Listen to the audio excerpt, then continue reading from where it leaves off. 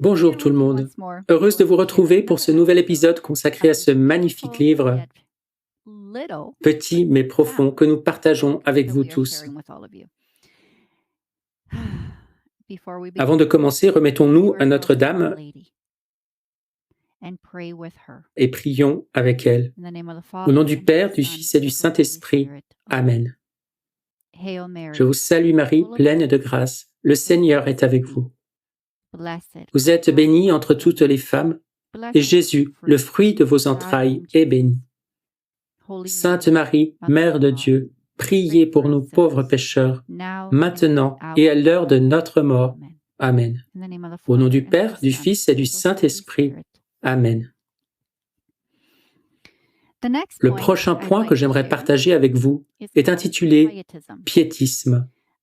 Une autre erreur moderne dans l'enseignement de la divine volonté se rapporte à l'hérésie du piétisme, qui affirme, je cite, « Une fois que le don de la vie dans la divine volonté a été reçu, il n'est plus nécessaire de recevoir les sacrements, et en particulier la Sainte Eucharistie et la pénitence, car dans la divine volonté, l'âme de la créature humaine est unie à l'acte unique et éternel de Dieu, qui communique à l'âme tout ce que Dieu contient, y compris les sacrements et tous leurs effets. » Fin de citation.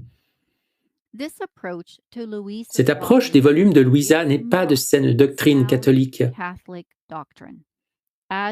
car elle déforme la réalité liturgique et eucharistique de l'Église et déprécie l'importance de la présence réelle. Jésus souligne à Louisa l'importance de recevoir l'Eucharistie aussi souvent que l'Église le permet, afin d'avancer et de rester dans sa divine volonté. Point numéro 1. Jésus révèle à Louisa qu'il a reçu l'Eucharistie afin de réaliser des actes complets qui glorifieraient le Père. Volume 11, 24 février 1917. Point numéro 2. Dans le même volume, Jésus révèle à Louisa que dans l'Eucharistie se trouve le fruit complet de sa vie sacramentelle. Point numéro 3. Toujours dans le même volume, Jésus révèle à Louisa que dans l'Eucharistie est contenu tout ce qui est nécessaire pour que les âmes puissent glorifier son Père céleste et tous les actes divins que les âmes sont appelées à accomplir. Point numéro 4. Jésus révèle à Louisa que l'âme doit posséder la vie sacramentelle de Jésus dans l'Eucharistie pour pouvoir posséder ses œuvres. Volume 31, 13 novembre 1932. Avec le même volume vient le point numéro 5. Jésus révèle à Louisa que chaque fois qu'elle reçoit l'Eucharistie, elle reçoit tous les actes de son humanité, ceux de sa Sainte Mère et ceux de toutes les âmes qui vivent dans sa volonté. Ces actes entourent chaque hostie sacramentelle. Ces actes sont inséparables de lui, sont incorporés en lui et font partie de sa propre vie. De même qu'au ciel, les anges et les saints entourent le trône de Dieu et glorifient la très sainte Trinité, de même, sur terre, les 10 actes divins entourent et glorifient Dieu dans la très sainte Eucharistie. Point numéro 6. Jésus révèle à Louisa qu'elle doit recevoir l'Eucharistie dans sa divine volonté afin d'être unie à son humanité et que par ce moyen, elle enfermera et contiendra en elle les réparations de tous, la compensation pour tous et le contentement de Jésus. On trouve cela au volume 11 à la date du 13 novembre 1915. Numéro 7. Jésus révèle à Louisa que l'âme qui fait sa divine volonté se trouve avec lui dans le tabernacle et prend part à ses souffrances provenant de la froideur, de l'irrévérence et de tout ce que les âmes font subir à sa présence sacramentelle. Volume 12, 4 juillet 1917. Ainsi, la puissance des sacrements dérive de la divine volonté, elle qui actualise dans l'âme le don de la vie dans la divine volonté, et c'est cette même divine volonté qui conduit les âmes à l'Eucharistie, où elles restent avec lui dans le tabernacle. Dans le volume 11, à la date du 24 février 1917, notre Seigneur Jésus dit « Ma fille, dans le petit cercle de l'hostie, j'ai tout enclos. Et c'est pourquoi j'ai voulu me recevoir moi-même, pour faire des actes complets qui glorifieraient mon Père dignement et pour permettre aux âmes de recevoir un Dieu. Et j'ai donné aux âmes le fruit complet de ma vie sacramentelle. Sinon, cela aurait été incomplet pour la gloire du Père et pour le bien des âmes. Dans chaque hostie se trouvent mes prières, mes remerciements et tout ce qui est nécessaire à la glorification du Père. Il s'y trouve aussi tout ce que les créatures doivent faire pour moi. Dans le volume 31, à la date du 13 novembre 1932, notre Seigneur dit « En te rendant propriétaire de ma vie sacramentelle, l'Eucharistie, je te rends également propriétaire de toutes mes œuvres. Par conséquent, si tu le veux, tu as beaucoup à me donner, parce que tu as mes œuvres en ton pouvoir. De plus, ma vie sacramentelle que tu reçois dans la Sainte Hostie est entourée des actes accomplis dans mon humanité lorsque je me suis reçu moi-même en instituant le Très Saint Sacrement. Elle est aussi entourée des actes accomplis par ma céleste Mère lorsqu'elle me reçut sacramentellement. Elle est entourée encore de tous les actes de ceux qui vivent dans ma volonté. Tous ces actes sont inséparables de moi et restent incorporés à moi, faisant partie de ma vie même.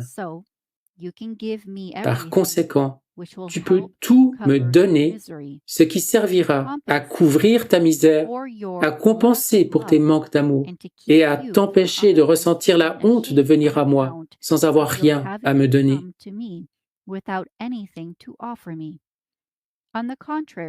Au contraire, tu peux te prévaloir de tous ces actes et tu peux me plaire et m'aimer en me les offrant.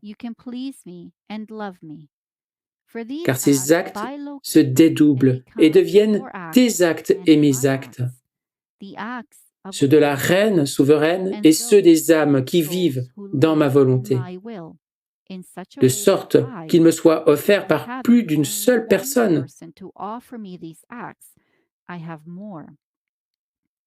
et que ma vie sacramentelle soit entourée d'actes redoublés, d'amour redoublé et d'une gloire plus grande.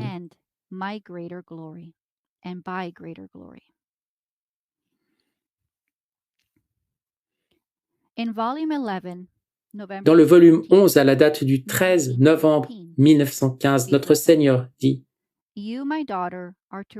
Toi, ma fille, reçois la Sainte Communion dans ma volonté, en t'unissant à mon humanité.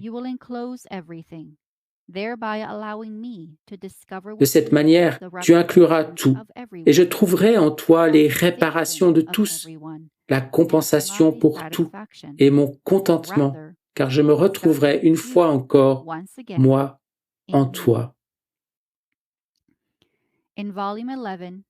Dans le volume 11, à la date du 17 décembre 1914, le Seigneur dit « Ma fille, toi aussi tu peux former des hosties et les consacrer. Sais-tu quel est le vêtement qui me voile dans le très saint sacrement? Ce sont les accidents du pain avec lequel est formée l'hostie. La vie qui existe en cette hostie est mon corps, mon sang, mon âme et ma divinité. L'opération qui permet à l'hostie de contenir cette vie est celle de ma suprême volonté. Et cette volonté réalise l'amour, la réparation, l'immolation et tout le reste que je fais dans ce sacrement dont pas un point ne s'éloigne jamais de ma volonté. Il n'y a rien qui sorte de moi que ma volonté ne précède. Dans le volume 12, le 4 juillet 1917, notre Seigneur dit « Ma fille, celui qui fait ma volonté se trouve avec moi dans le tabernacle et prend part à mes souffrances provenant de la froideur, de l'irrévérence et de tout ce que les âmes font subir à ma présence sacramentelle. » Volume 11, le 24 février 1917, notre Seigneur dit « Ma fille, dans cette petite circonférence de l'hostie, je renferme tout. Et c'est pourquoi j'ai voulu me recevoir moi-même, pour faire des actes complets qui glorifieraient mon Père dignement et pour permettre aux âmes de recevoir un Dieu. Et j'ai donné aux âmes le fruit complet de ma vie sacramentelle. Sinon, cela aurait été incomplet pour la gloire du Père et pour le bien des âmes. C'est pourquoi, dans chaque hostie, il y a mes prières, mes actions de grâce et tout ce qui est nécessaire pour glorifier mon Père, ce que les âmes devaient faire pour moi. Ainsi, si l'âme fait défaut, je continue néanmoins mon œuvre dans chaque hostie, comme si je me recevais à nouveau pour chaque âme.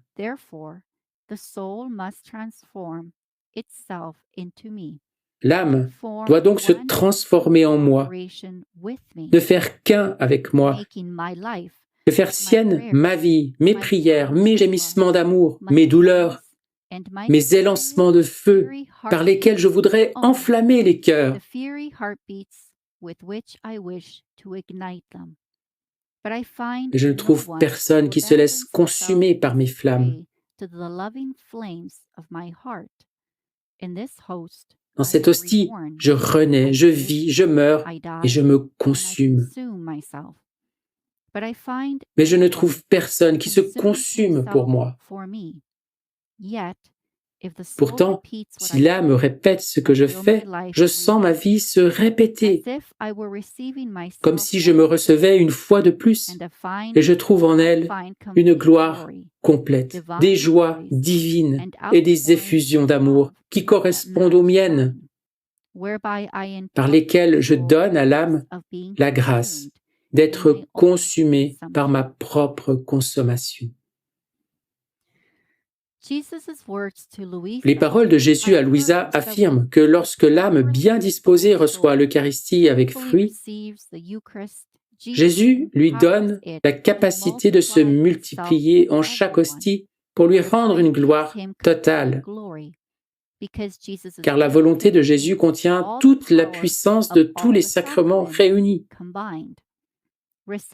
La réception du sacrement procure à l'âme une nouvelle rencontre avec lui dans une participation accrue à sa divine volonté.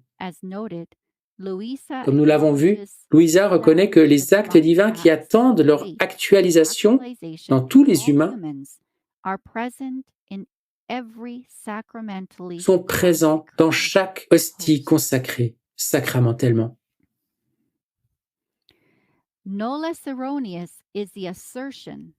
Non moins erronée est l'affirmation selon laquelle, dans la divine volonté, il n'est pas nécessaire de fréquenter le sacrement de pénitence, parce que la créature cesserait totalement de pécher. Cette affirmation réfute l'enseignement des conciles de Carthage et de Trente, qui condamnent l'idée que l'âme puisse être entièrement sans péché en cette vie, et dénature la finalité du sacrement de pénitence, qui non seulement enlève le péché, mais infuse dans l'âme des grâces sanctifiantes et sacramentelles qui la renforcent activement. Lorsque Louisa révèle que la vie dans la divine volonté restaure la ressemblance de Dieu en l'homme par l'action de l'Esprit Saint qui prend pleinement possession de l'esprit humain, de sorte que les inclinations au péché n'exercent plus la même influence psychosomatique active avec l'intensité qu'il éprouvait et le meurtrissait précédemment, l'homme reste néanmoins libre de péché. À l'exception de la bienheureuse Vierge Marie, toutes les créatures humaines commettent, à des degrés divers, des péchés actuels matériels, même si la grâce de Dieu peut leur permettre d'éviter les péchés actuels formels. Nous sommes arrivés à la fin de cet épisode. Nous poursuivrons avec notre prochaine émission.